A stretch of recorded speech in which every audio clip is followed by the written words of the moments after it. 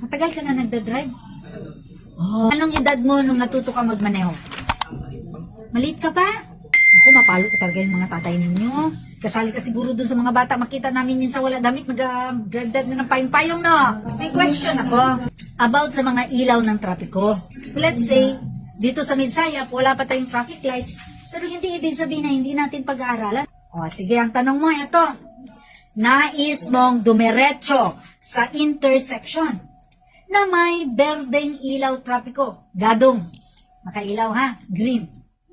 Ano sa sumusunod ang totoo? O letter A, malaya kang magpatuloy basta magbigay daan. O letter B, daan sa mga sasakyan na nagmula sa ibang direksyon. O letter C, huminto, magbigay daan at magpatuloy. O letter D, maaari kang magpatuloy. So alin dito nagsasabi kung anong gagawin mo kapag may berdeng ilaw trapiko? Maaari kang magpatuloy. Maaari kang dumiretso. Kasi naka-green siya. Ha? Hindi yung antayin mo pa mag-giveaway sa yung ibang sasakyan. Kasi nakahinto na yan sila sa kabilang dulo. So kayo na lang yung gumagalaw.